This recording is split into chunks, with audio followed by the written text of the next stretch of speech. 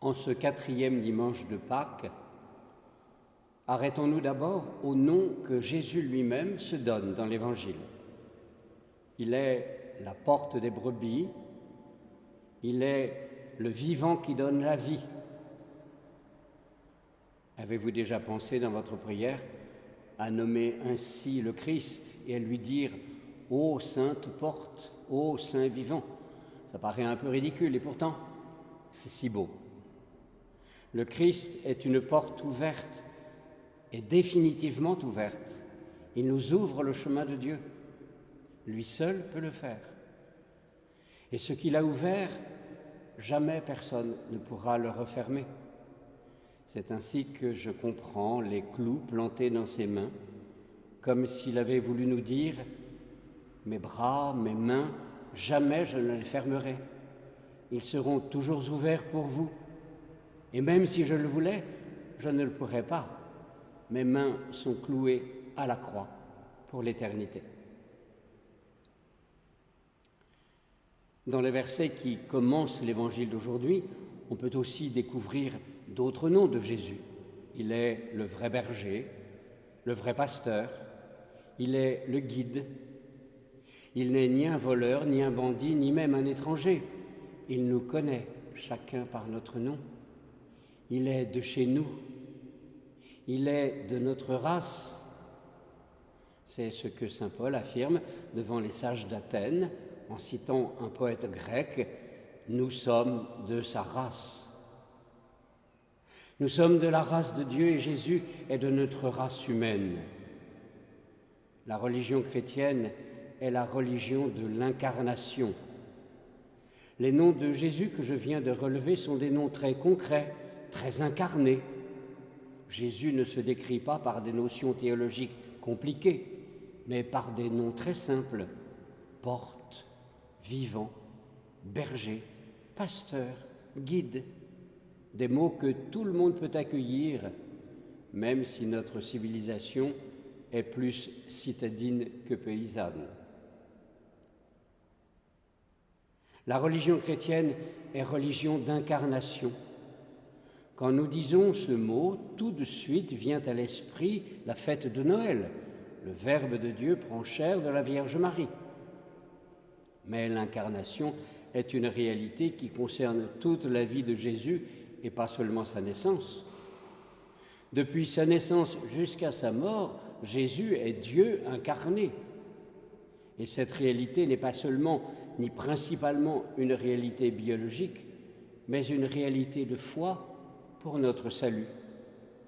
À tel point que saint Pierre, dans la seconde lecture d'aujourd'hui, écrit, je cite, « Jésus a porté nos péchés dans son corps sur le bois ». Phrase étonnante.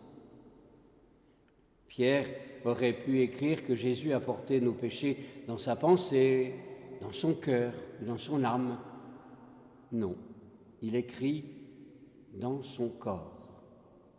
Pierre prend totalement en compte l'incarnation de Jésus. C'est dans son corps que Jésus rassemble nos infidélités pour que nous vivions ajustés à Dieu son Père et notre Père.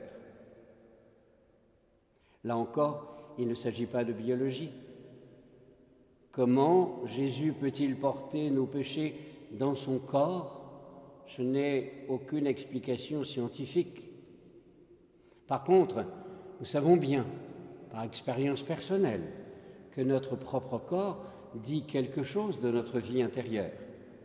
Qui d'entre nous n'a pas dit un jour « j'en ai plein le dos » et tous nos soucis accumulés deviennent lumbago ou sciatiques. Le Verbe de Dieu s'est si incarné que non seulement son esprit et son âme, mais aussi son corps sont la porte ouverte par laquelle les brebis que nous sommes peuvent accéder à Dieu. Et cette réalité d'incarnation se poursuit à travers la vie de l'Église qui est le corps du Christ. Tous les noms qui désignent Jésus et que nous avons relevés dans l'Évangile d'aujourd'hui risquent d'être accueillis comme de belles images poétiques, ce qu'ils sont bien sûr. La poésie est présente dans ce que dit Jésus.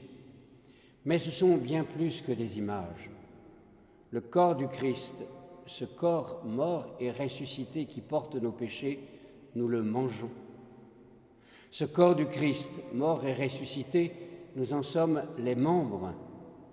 Nous le composons par notre diversité à la suite et en union avec la tête qui est le Christ lui-même.